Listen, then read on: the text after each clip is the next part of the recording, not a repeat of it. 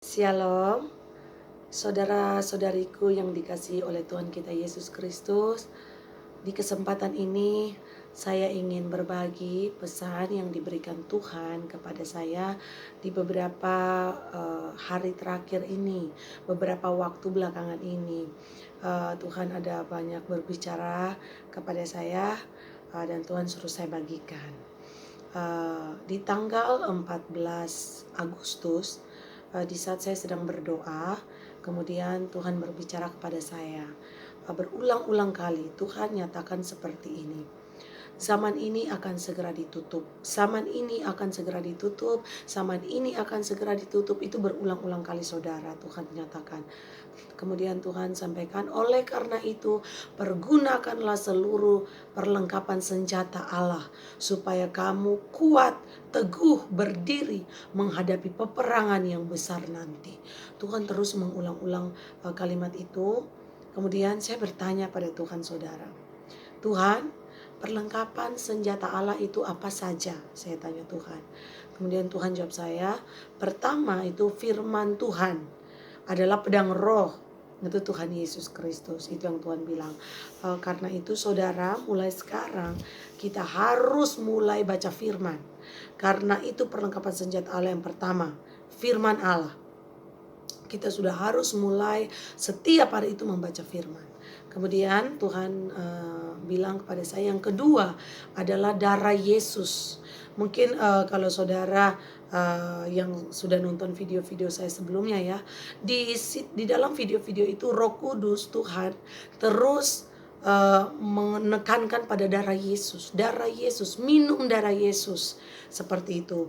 Jadi Tuhan jelaskan, dengan minum darah Yesus dari sekarang, saudara, darah Yesus itu akan meneguhkan iman kita, akan menguatkan tubuh kita, daging kita, iman kita di saat kita menghadapi peperangan yang besar, ketika kita menghadapi masa kesulitan nanti. Darah Yesus yang akan meneguhkan iman percaya kita, seperti itu. Kemudian Tuhan jelaskan juga, jadi seperti saudara mulai minum darah Yesus ya, seperti ada firman berkata, roh itu penurut tapi daging lemah. Oleh karena itu kita harus minum darah Yesus. Itu yang Tuhan sampaikan kepada saya. Dengan kita minum darah Yesus, maka darah Yesus akan menguatkan daging kita. Sehingga ketika kita masuk dalam masa penyiksaan, masa kesulitan besar itu, darah Yesus yang kita minum dari sekarang itu bukan hanya meneguhkan iman percaya kita di saat kita mengalami masa-masa sulit, tetapi darah Yesus itu akan menguatkan daging kita, sehingga daging kita tidak lemah, saudara. Seperti itu yang Tuhan sampaikan kepada saya. Jadi sangat penting kita sudah mulai memakai perlengkapan senjata Allah dari sekarang, yaitu firman Tuhan, dan yang kedua adalah minum darah Yesus. Seperti itu ya, karena darah Yesus itu manfaatnya banyak, saudara. Selain meneguhkan iman, kemudian menguatkan daging kita yang lemah ini, tetapi juga menjadi obat untuk menguatkan tubuh kita. Terus ketika nanti kita di masa sulit, kita tidak mungkin lagi membeli obat. Nah, darah Yesus itu yang akan menyembuhkan kita. Kemudian darah Yesus itu sumber kehidupan. Pokoknya semuanya saudara, darah Yesus adalah segala-galanya. Cukup kita minum darah Yesus itu sudah cukup. Seperti itu. Kemudian Tuhan berkata kepada saya, kamu harus taat dan setia. Kamu harus taat dan setia. Seperti itu, supaya jangan kamu jatuh dalam pencobaan. Terus kemudian Tuhan juga sampaikan, hendaklah kasihmu selalu hangat, dan biarlah jiwa dan rohmu itu menyala-nyala, berkobar-kobar, dan layanilah Tuhan. Itu yang Tuhan sampaikan. Kemudian di hari-hari berikut, saudara, setiap saya doa itu sering Tuhan bilang, kamu harus kuat menghadapi peperangan yang besar nanti, anakku. Tuhan selalu berulang-ulang menyampaikan itu. Teguhkan hatimu supaya kamu teguh berdiri menghadapi peperangan yang besar. Saya terus bertanya kepada Tuhan, Tuhan, peperangan yang besar ini itu seperti apa, Tuhan? Saya bilang begitu. Tetapi Tuhan tidak menjawab.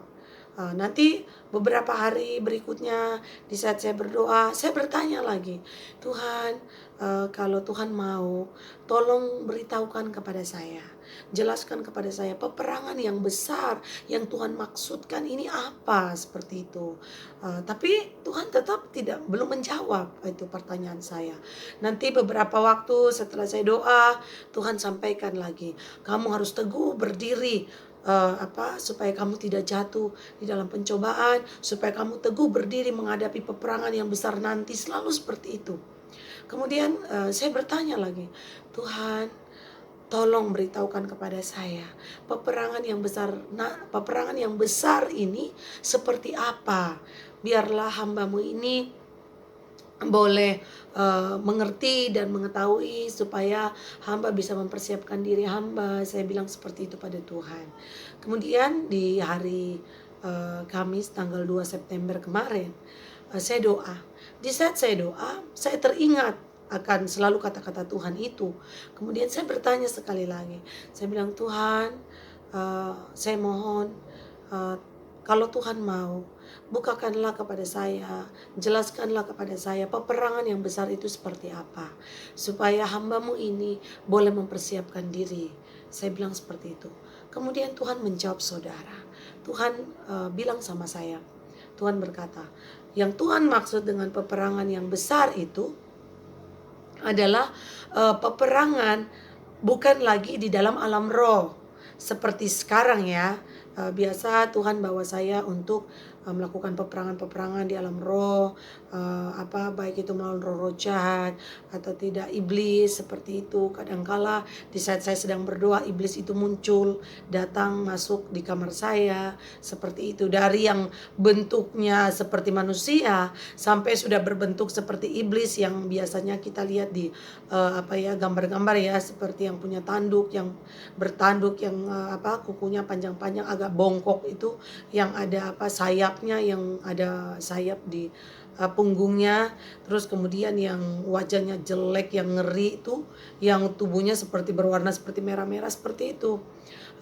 Jadi Tuhan bilang sama saya, tapi puji Tuhan ya, itu Roh Kudus yang bekerja sehingga semua setan, iblis, roh jahat apapun itu kalah melawan kuasa Tuhan Yesus dengan kuasa darahnya dan dengan kuasa Roh Kudus. Roh Kudus yang berperang dengan kuasa darah Yesus, Tuhan Yesus bersama pasukan malaikat yang berperang, sehingga tidak ada yang bisa melawan, seperti itu ya saudara. Jadi Tuhan bilang buat saya, yang Tuhan maksud dengan peperangan besar nanti, kamu bukan lagi melawan penghulu-penghulu jahat, roh-roh jahat, setan iblis di udara, bukan. Tetapi kamu akan melawan segala roh-roh jahat, penghulu-penghulu jahat, setan iblis yang sudah masuk ke dalam tubuh manusia, yang sudah merasuki manusia. Tuhan bilang seperti itu. Kalau peperangan roh, di saat kita berdoa, kita berperang di alam roh. Setelah kita selesai berdoa, kita kan kembali ke alam nyata, seperti itu ya saudara. Tetapi yang Tuhan bilang sama saya, peperangan yang besar ini nanti, kamu bukan hanya perang di alam roh, tapi alam nyata, seperti itu. Sehingga penyiksaan atau peperangan yang kamu alami itu kamu rasakan secara fisik, langsung satu lawan satu, muka lawan muka, seperti itu. Kita sudah menghadapi manusia yang sudah dirasuki oleh iblis, seperti itu ya, roh jahat, setan iblis ini, seperti itu yang Tuhan sampaikan kepada saya. Itu yang Tuhan maksud. Jadi saya pikir hanya orang-orang yang sudah menyuntikkan vaksin ini yang dirasuki oleh iblis. Ternyata saudara, bukan hanya itu, tetapi yang Tuhan maksud dalam peperangan yang besar nanti bukan hanya manusia-manusia yang sudah suntik vaksin saudara, tetapi roh-roh jahat, setan iblis ini yang yang masuk ke dalam jasad-jasad orang-orang yang sudah mati saudara, sehingga mereka bangkit. Seperti itu. Sehingga itu yang Tuhan maksud, peperangan besar yang akan kamu hadapi itu mayat-mayat atau orang-orang yang sudah mati, kemudian jasadnya itu dipakai oleh setan iblis, roh jahat ini, seperti itu. Sehingga itu lebih bukan hanya di alam roh saja ya saudara, tetapi itu adalah suatu peperangan yang luar biasa. Nah, seperti itu, seperti mayat hidup begitu ya, seperti zombie yang bangkit karena roh jahat setan iblis merasuki mereka. Seperti itu saudara. Itu yang Tuhan konfirmasikan buat saya ya. Luar biasa sekali itu saudara. Itu yang Tuhan bilang, kamu harus kuat berdiri menghadapi peperangan yang besar itu saudara. Tuhan bilang mulai pergunakan seluruh perlengkapan senjata Allah. Jadi saya mau sampaikan di sini saudara, jangan saudara santai-santai, tidak. Ini bukan peperangan-peperangan biasa lagi. Mungkin yang biasa berperang di alam roh, ini sudah bukan alam roh lagi. Kita sudah berhadapan dengan mayat hidup yang sudah bangkit, bukan hanya manusia yang suntik vaksin saudara. Seperti itu ya. Jadi Tuhan suruh mulai dari sekarang baca firman. Baca firman karena firman itu yang akan menguatkan kita di saat kita masuk dalam masa sengsara, masa penyiksaan, masa kesulitan, peperangan yang besar itu. Firman Allah yaitu Yesus Kristus, pedang roh itulah yang akan menjadi kekuatan kita. Seperti itu. Jadi mulai sekarang baca firman saudara. Jangan santai, jangan. Seperti itu. Iblis bekerja 24 jam tidak pernah pakai istirahat. Oleh karena itu saudara, kita juga sudah mulai harus dari sekarang. Kita mulai baca firman sekarang. Seperti itu. Kemudian yang kedua, mulai minum darah Yesus saudara. Karena darah Yesus itu akan menguatkan daging yang lemah. Daging kita yang lemah. Roh penurut tapi daging lemah. Minum darah Yesus dari sekarang. Tuhan bilang sama saya, supaya ketika kamu masuk dalam masa penyiksaan, masa kesulitan besar, perang besar itu, daging kamu kuat. Seperti itu saudara. Jadi saya bagikan di sini supaya mulai siapapun ya saudara yang menonton video ini, saya menghimbau mulai saudara lakukan apa yang Tuhan suruh. Seperti itu. Kemudian saya bertanya saudara, Tuhan, kapankah rapture itu saudara? Karena jujur ya, saya tuh berpikir, maksudnya saya lihat di WA, baik di grup maupun WA pribadi, banyak orang-orang, anak-anak Tuhan bertanya, kapan itu rapture ya? Kapan rapture terjadi? Apakah sebelum masa penyiksaan yang siksa dan penganiayaan yang berat itu, peperangan besar itu, ataukah sebelum kita masuk di situ Tuhan sudah angkat kita? Seperti itu. Dan itu juga menjadi pertanyaan pribadi buat saya saudara. Seperti itu. Kemudian saya langsung tanya karena saya ingat, saya mau tanya Tuhan tentang rapture. Terus saya tanya sama Tuhan, Tuhan tolong jelaskan kepada saya, kapankah Tuhan akan melakukan rapture itu seperti itu? Apakah sebelum masa penyiksaan yang berat itu, apakah kita dikejar-kejar di masa-masa awal kita langsung Tuhan angkat, ataukah seperti apa Tuhan, atau kita harus menderita atau seperti apa? Saya tanya begitu. Setelah saya tanya itu, Tuhan menjawab saya begini saudara, segala siksa dan penganiayaan harus kamu alami, supaya aku mengetahui mana yang murni dan mana yang tidak murni. Aku akan memampukan kamu melewati segala siksa dan penganiayaan itu. Dan sesudah itu aku datang menjemput kamu. Itu yang Tuhan jawab buat saya berulang-ulang kali. Kemudian saya kaget. Berarti maksudnya pikiran manusia saya ya saat itu. Berarti kita harus mengalami siksaan yang berat itu. Saya berpikir seperti itu saudara. Jujur karena pikiran manusia saya selama ini, di saat nanti kita mulai dikejar-kejar, sebelum nanti kita masa penyiksaan yang berat, Tuhan sudah angkat. Saya berpikir seperti itu saudara, pikiran manusia saya. Ternyata tidak. Tuhan terus kemudian saya bilang, Tuhan, berarti saya seperti belum yakin gitu saudara ya. Saya lebih meyakinkan lagi. Saya bilang, Tuhan, berarti kita harus masuk masa penyiksaan yang berat itu kah Tuhan? Saya tanya gitu. Terus saya bilang, mari Tuhan, jelaskanlah kepada saya mohon jelaskan lebih rinci, lebih dalam supaya saya itu mengerti Tuhan, supaya saya jangan bimbang memakai pikiran manusia saya seperti itu, tapi saya mendapat jawaban yang murni dari Tuhan.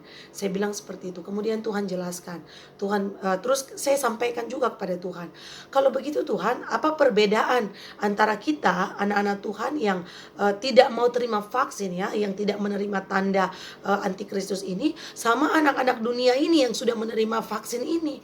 Terus perbedaan kita di mana Tuhan? Saya bilang, kalau kita semua harus sama-sama masuk dalam penyiksaan, terus perbedaan kita ini di mana? Saya tanya Tuhan seperti itu. Terus kemudian Tuhan jelaskan kepada saya. Tuhan bilang seperti ini. Kamu, baik anak-anak Tuhan yang tidak mau menerima tanda binatang ini ya, antikristus ini, maupun mereka yang sudah menerimanya, kamu itu semuanya akan sama-sama masuk dalam masa siksa dan penganiayaan yang berat. Tuhan bilang seperti itu. Karena di saat itulah aku akan menguji mana yang anak-anakku yang sungguh-sungguh murni, yang taat setia, yang yang sudah teruji, atau mana anak-anakku yang tidak tahan uji, yang bukan original. Seperti itu Tuhan nyatakan seperti itu. Mana yang murni dan mana yang tidak murni. Aku harus menguji supaya aku tahu. Tuhan bilang seperti itu. Sehingga dengan cara apa ya? Dengan cara penyiksaan inilah seperti itu. Di situ Tuhan akan menguji mana anak-anak Tuhan ini yang tidak terima tanda, yang murni, dan mana yang tidak, saudara. Seperti itu. Jadi untuk menjadi mempelai Tuhan itu bukan sembarangan, saudara. Tuhan uji sungguh-sungguh seperti itu. Yang murni, yang benar-benar lolos uji baru bisa menjadi mempelai dan Tuhan angkat seperti itu. Tuhan bilang pada saya, kamu semua akan masuk dalam masa penyiksaan dan penganiayaan yang berat. Akan tiba waktu di mana Tuhan melalui masa penyiksaan itu Tuhan uji semua anak-anaknya yang tidak menerima tanda ini, antikristus ini. Tuhan uji sampai ada pada satu titik, pada satu waktu tertentu yang Tuhan rasa sudah cukup waktu untuk Tuhan menguji. Sudah cukup Tuhan melihat mana yang murni, mana yang tidak. Maka pada saat itulah Tuhan akan tiba-tiba datang dan menjemput kita semua yang murni, yang teruji. Seperti itu yang Tuhan bilang. Jadi saudara, saya mau bilang di sini, ketika nanti tiba waktu kita masuk dalam masa penyiksaan itu, jangan sekali-kali kita mengeluh, jangan kita menghujat Tuhan, jangan kita murtad, jangan, saudara. Ini untuk anak-anak yang tidak terima tanda ya, tidak terima tanda binatang ini, antikristus ini. Jangan kita mengeluh, tetapi justru kita harus bersuka cita, bersyukur, memuji, memuliakan Tuhan di saat masa penyiksaan itu nanti, saudara. Karena Tuhan akan, waktu Tuhan datang tuh secara tiba-tiba. Di saat Tuhan merasa sudah cukup, dia melihat anak-anaknya dalam api pengujian itu, dalam pengujian itu, masa pengujian itu, dia melihat, dia mengetahui, oh sudah, yang mana ini yang sudah cukup, ini waktunya. Dia sudah lihat mana yang murni, mana yang tidak. Langsung Tuhan tiba-tiba dia datang untuk jemput kita, saudara. Jadi jangan sekali-sekali kita mengeluh atau kita ngomel atau kita menyalahkan Tuhan atas penderitaan yang kita alami. Kita tidak tahu, saudara ya, penyiksaan seperti apa. Saya sendiri tidak tahu, karena itu masa penyiksaan yang sangat berat, peperangan yang besar, yang siksa dan penganiayaan yang sangat berat itu, masa itu, saudara. Itu yang Tuhan bilang buat saya. Tiba waktunya, maka Tuhan akan tiba-tiba datang dan menjemput kita yang murni, yang Tuhan lihat dan Tuhan uji. Ini sudah lolos uji, ini murni, itu yang Tuhan ambil. Yang tidak akan tinggal bersama-sama dengan manusia-manusia yang sudah menerima tanda binatang ini, vaksin ini. Bersama-sama dengan mereka akan tertinggal sampai terus mengalami masa siksa dan penganiayaan sampai masa antikristus berakhir. Itu perbedaan, saudara, antara anak-anak Tuhan yang murni, yang tidak terima tanda, yang murni, dan yang tidak murni, dan yang mereka yang sudah menerima tanda. Itu yang Tuhan sampaikan buat saya. Jadi ini tidak main-main, saudara. Itu masa yang akan sangat sulit buat kita semua. Karena itu Tuhan terus berulang-ulang selalu berbicara kepada saya, pergunakanlah seluruh perlengkapan senjata Allah supaya kamu kuat berdiri dalam menghadapi peperangan besar, siksa penganiayaan itu, masa itu nanti, saudara. Jadi saya bagikan di sini supaya kita jangan bersantai-santai.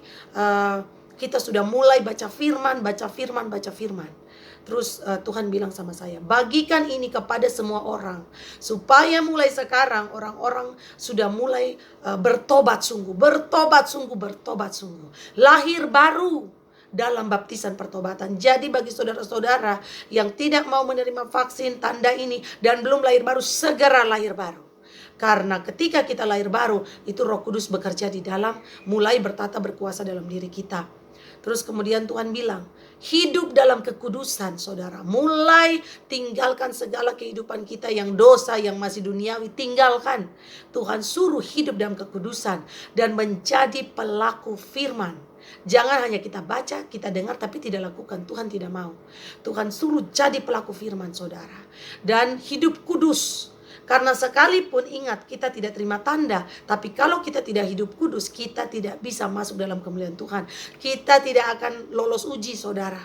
Betul-betul Tuhan uji, seleksi sungguh-sungguh untuk menjadi mempelainya. Seperti itu saudara. Jadi dalam kesempatan ini saya bagikan ini supaya siapapun saudara yang mendengar suara Tuhan ini, sebelum saya buat video saya terus berdoa biar Tuhan sendiri yang berbicara, supaya siapapun orang yang mendengar video ini bukan mendengar suara saya saudara, tapi mereka mendengar suara Tuhan sehingga mulai melakukan apa yang Tuhan suruh. Karena masa itu nanti masa yang luar biasa saudara. Kalau kita tidak kuat di dalam menggunakan perlengkapan senjata Allah, kita pasti murtad, kita pasti jatuh di dalam dosa, kita jatuh dalam pencobaan, dan kita tidak murni seperti itu. Kemudian Tuhan sampaikan juga kepada saya, Tuhan nyatakan seperti ini ya saudara. Tuhan bilang, akan tiba waktunya kamu tidak akan bisa membeli dan menjual. Oleh karena itu, bercocok tanamlah di wilayah pedesaan supaya kamu selamat. Itu Tuhan bicara berulang-ulang saudara. Tuhan bicara berulang-ulang buat saya. Tuhan bilang seperti itu. Jujur saudara, selama ini saya dengar dari beberapa hamba Tuhan. Tuhan belum bicara langsung kepada saya ya soal bercocok tanam atau membeli tanah di pedesaan. Tuhan belum bicara soal itu selama ini. Saya cuma dengar dari beberapa hamba Tuhan. Tetapi kemarin di saat Tuhan berbicara, banyak itu penjelasan, Tuhan menjelaskan tentang peperangan besar, terus tentang rapture. Kemudian Tuhan bicara buat saya soal itu. Kamu akan tiba waktunya, kamu tidak bisa membeli dan menjual lagi. Oleh karena itu, bercocok tanamlah kamu di wilayah pedesaan supaya kamu selamat. Itu yang Tuhan bilang buat saya. Jadi dalam kesempatan ini saya mau bilang ya untuk saudara-saudara, banyak yang bertanya-tanya, apakah saya harus beli nih tanah di desa atau di mana seperti itu ya. Kalau saya mau bilang saudara, mulai sekarang tanya Roh Kudus. Berdoa tanya Tuhan Roh Kudus agar jangan sampai kita salah melangkah saudara. Tuhan juga bilang sama saya, Tuhan bilang di hari-hari terakhir ini kamu harus melekat erat kepada Tuhan Roh Kudus. Itu Tuhan Yesus bilang buat saya saudara. Kalau kamu tidak melekat erat pada Tuhan Roh Kudus, pada Roh Kudus Tuhan, maka kamu akan jatuh dalam pencobaan. Itu Tuhan bicara, Yesus bicara langsung buat saya. Jadi dalam kesempatan ini saya bagikan saudara supaya saudara tahu sebelum melakukan segala sesuatu sekarang ini saudara, kita mulai membiasakan diri untuk berdoa tanya Tuhan. Tuhan Roh Kudus, saya mau bikin ini Tuhan, apakah ini baik? Tuhan Roh Kudus, saya mau lakukan ini Tuhan, apakah ini baik kah Tuhan Roh Kudus? Tuntun saya Tuhan Roh Kudus. Mulai sekarang saudara, supaya kita jangan jatuh dalam pencobaan. Karena sekarang ini iblis itu menyamar sebagai malaikat terang juga saudara. Jadi kalau kita tidak punya hubungan yang erat dengan Tuhan Roh Kudus, kita akan disesatkan oleh iblis, oleh setan roh jahat ini. Karena itu dalam kesempatan ini saya ingatkan lagi untuk saudara, jangan terlalu bergantung pada hamba Tuhan. Jangan, ingat, hamba Tuhan itu manusia. Pernah Tuhan bilang sama saya beberapa bulan kemarin. Tuhan berkata pada saya, jangan lihat hamba Tuhan meskipun itu hamba Tuhan besar, hamba Tuhan terkenal. Jangan lihat hamba Tuhan karena mereka itu juga manusia. Bisa jatuh dalam dosa, bisa jatuh dalam pencobaan, bisa berbuat salah. Tuhan bilang seperti itu. Lebih baik Tanya langsung sama Tuhan saudara.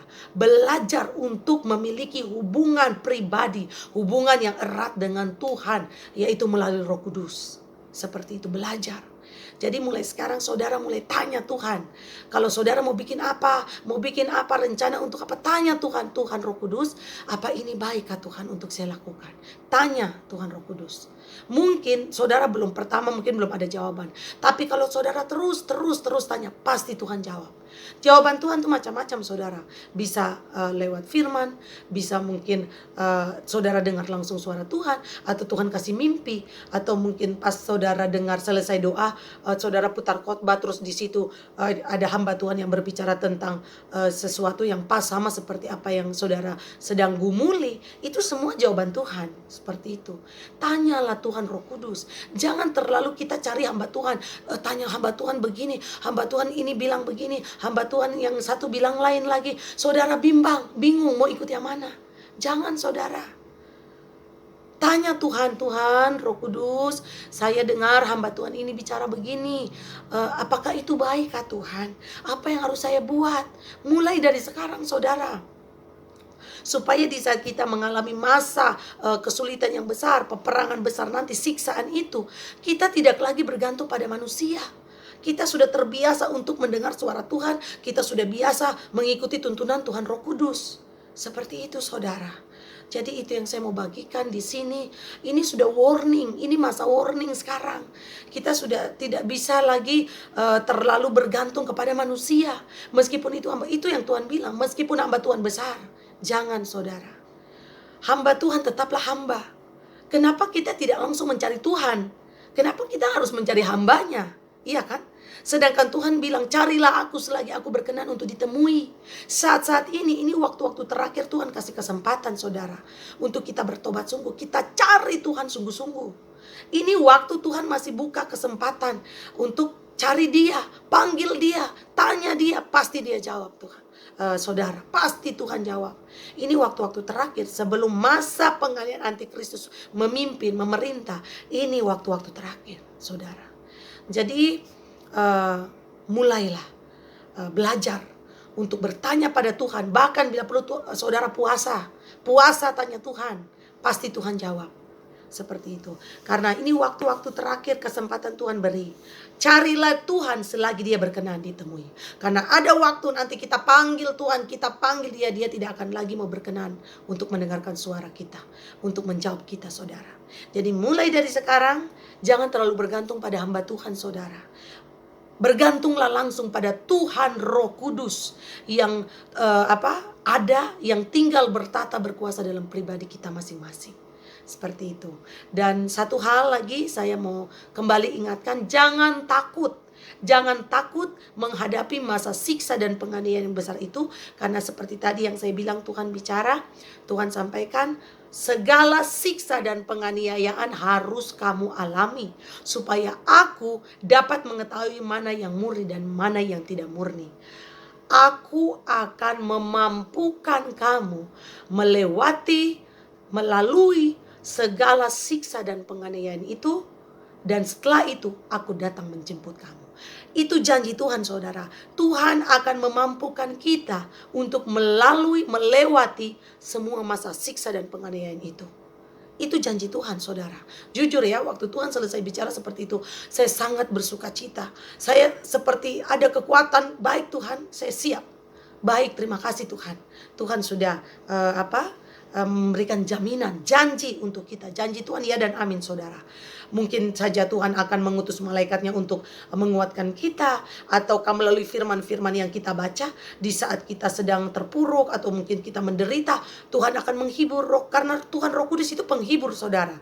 Jadi Dia akan menghibur kita. Kamu harus kuat, kamu harus Tuhan Roh Kudus akan memberikan firman-firman yang menguatkan dan meneguhkan iman kita di saat kita mulai goyah. Seperti itu ya saudara. Jadi sekali lagi saya ingatkan, mulai saat ini baca firman. Baca firman. Bila perlu 1 hari minimal 5 pasal saudara baca. Baca itu baik-baik. Karena itu yang akan menjadi modal utama, menjadi kekuatan kita untuk menghadapi masa penyiksaan, masa sulit, masa peperangan yang besar itu, saudara. Karena nanti kita bukan hanya melawan manusia ataupun roh-roh jahat di alam roh, tidak. Kita menghadapi, kita berperang melawan roh jahat, setan iblis yang sudah memakai jasad manusia yang sudah mati. Jadi ibarat itu manusia mayat yang bangkit. Jadi sudah tidak ada perasaan, sudah tidak ada apa lagi. Sudah tidak ada pikiran, tidak ada, iblis saja yang menguasai mereka, saudara. Seperti zombie itu. Seperti itu, saudara. Jadi mulai sekarang baca firman, minum darah Yesus, saudara. Itu meneguhkan, memperkuat iman, meneguhkan dan menguatkan daging kita. Kemudian mulai bertobat sungguh, saudara. Mulai bertobat sungguh, lahir baru. Mulai lahir baru, yang belum lahir baru, mulai lahir baru. Sudah ambil keputusan, tanya Tuhan, Tuhan saya mau lahir baru, siapa yang akan hamba Tuhan, siapa yang Tuhan utus untuk membawa saya untuk masuk dalam baptisan pertobatan Roh Kudus ini. Seperti itu, sudah mulai lakukan. Segera, jangan tunda-tunda, saudara. Jangan tunda-tunda. Ini sudah mulai masa awal-awal ini, saudara. Seperti itu. Kemudian hidup dalam kekudusan. Ingat, orang tidak terima tanda, tapi kalau tidak hidup dalam kekudusan, tidak bisa lolos, tidak akan murni, saudara. Seperti itu. Hidup dalam kekudusan dan jadi pelaku firman.